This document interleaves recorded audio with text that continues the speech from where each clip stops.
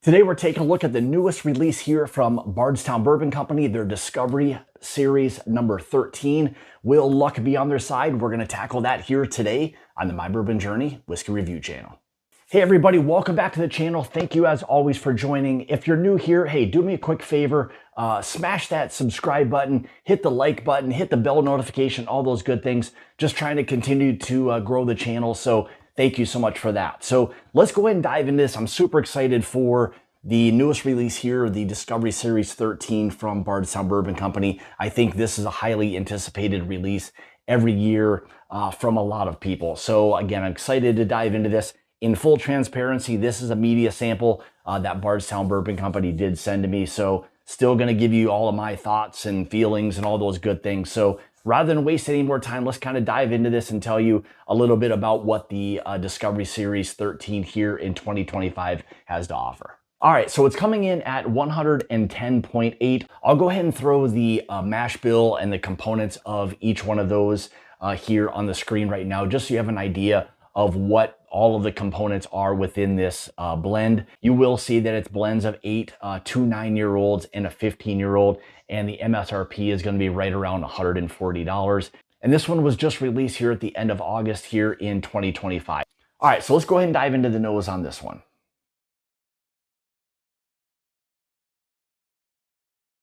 Boy, so my immediate, I guess, response would be this heavy kind of like malt ball, Tootsie Roll, fudge, incredible spice factor that it has.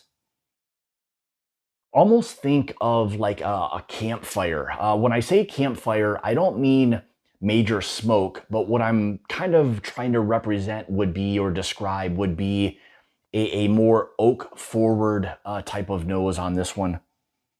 A lot of those marshmallow kind of graham cracker notes for sure. Almost this like fermented fruit note, like a stewed fruit pie or fruit pie in general. There's a little bit of a kind of a pastry, a savoriness that's kind of behind this. A lot of like a brown sugar, maybe even a little bit of a molasses, but a lot of oak, a lot of that kind of s'mores effect that feels like it has. Fudgy, Tootsie Roll. Yeah, really nice brown sugars, incredible spice. You can tell that with that 15-year-old whiskey that's in here. And again, even with it only being 20%, you don't need a lot of that from a complexity standpoint to really make a big difference within this kind of blend. And I think that's really jumping to the forefront. Again, this is a double oaked in new charred American oak and Hungarian oak as well. Yeah, I think you get a little bit of like a black pepper, maybe a slight clove effect. If we're gonna really dive into this on the nose part of it, think again, very campfire, s'mores, fudge, Tootsie Roll, graham cracker, marshmallow, brown sugars, a little bit of clove, black pepper. A lot of beautiful, beautiful things going on. It's a very interesting nose, and I'm wondering if that Hungarian oak is what's bringing to the forefront that slightly different spice kind of note. There's a little bit of like even a slight maybe ginger kind of note that's there as well. So, all right, this is going to be interesting to see how this all kind of translates over to the palate. And yeah, excited to dive into this one. Cheers, guys. Wow. So immediately for, I'll say, a bourbon that's 110.8, there's some viscosity behind this. It does kind of pack a pretty good punch immediately. That spice, that baking spice, definitely, like I described on the nose, that campfire, marshmallow, chocolate, graham cracker, fudgy, Tootsie Roll. There's a lot going on from that standpoint. Those brown sugars. The spice is interesting. It's giving me still a little bit of that black pepper, maybe even a little hint of like a clove that's there. Little bit of a spice to it that's different, almost like a ginger spice that's there. That's all blending really well with that really nice like sweetness that it has. But I'll say this, you're gonna have to really enjoy that oakier profile. That is definitely there. With the 9-year-olds and that 15, there are some layers of richness, that complexity that this thing has. It is definitely a different profile for the Discovery series, I'll say, this being their first double oak that they've had. But so far, I think this is going to be an interesting pour for a lot of people, whether it will kind of fall into that daily type of category, or if this is more of a special reach for type of bottle, something along those lines. But really, really interesting so far right out of the gate.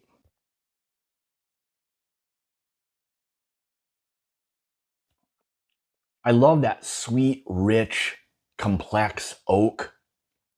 Again, there's that fruit layer, that fermented fruit. There's a richness that's there from a fruitiness, like a baked fruit pie or something along those lines.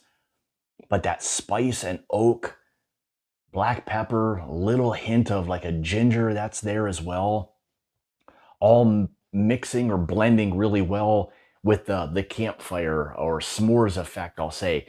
That barrel char note is there. That's working really well with, again, I had referenced s'mores, chocolate, marshmallow, a little bit of that kind of graham cracker. So that's all working really, really well together so far. And as you can see, I've had this open now from the time that I released this, which is going back probably a week or so ago. I knew immediately tasting it, I wanted to allow this thing to open up, get some air, because I had a feeling that this was going to change. And I think it really has. There's a couple of things that have popped out more now, a week or so later, after I originally opened it, which it was a lot more sweetness, both the front, middle, and back of the palate. There's a little bit more spice, a little bit more of that kind of black pepper, ginger kind of zing that this has kind of popped up, all blending really well with everything else I've kind of described. So I'm glad that I let this thing open up a little bit just to see kind of what this would do.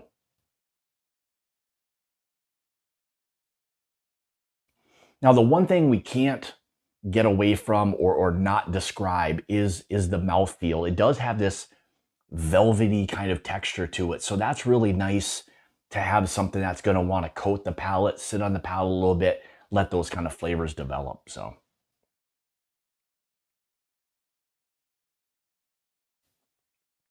I think as it sits on the palate a little bit more, for me, there's gotten to be this kind of citrusy kind of transition. And I'll say it's more of like a burnt orange, brown sugar kind of feel that it has to it, all mixing well with that really nice oak and s'mores component. But that burnt orange kind of came late for me in this. But it's a wave of flavor. So I hope you get the same or similar experience that I do, because this thing has an awful lot going.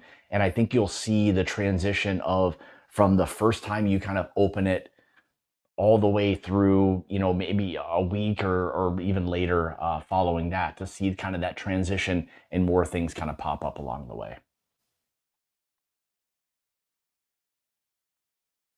There it is. If, in a nutshell, that's what this is. I will say this is a very interesting yet rich and complex pour all at the same time. I think that Hungarian oak is adding a layer that a lot of us aren't quite used to in terms of like what that's doing to this whiskey. So it's making it very unique from that standpoint. The double oaking is not the unique part of it.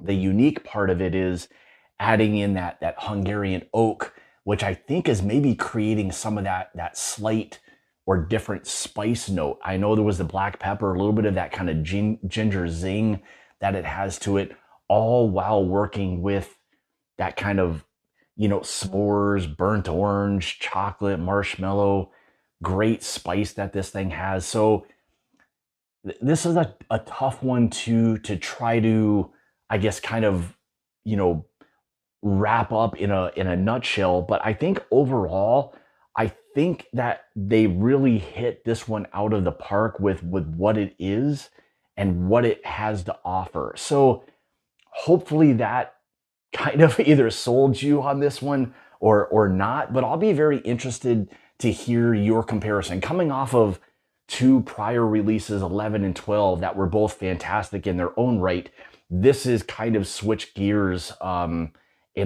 kind of a big way, I'll say. So hopefully that helps if you were looking for the newest Discovery 13. In my opinion, I think they did a really fantastic job with this one, from both adding that richness and complexity along with the uniqueness factor to it.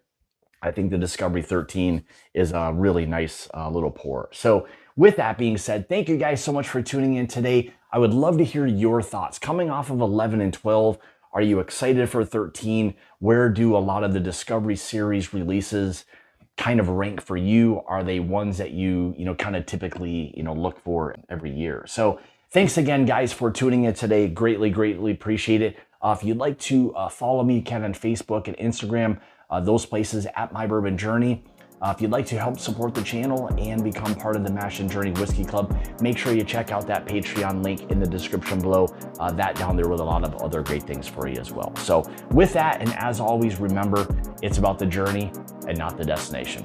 Cheers. We'll see you in the next video. I've been feeling myself, I've been trying to keep it all on track. I can tell you took your time, I've been thumbing through your gram like that. Bring my energy back, girl, you're something like the sunlight. Girl, you're something like the sunshine.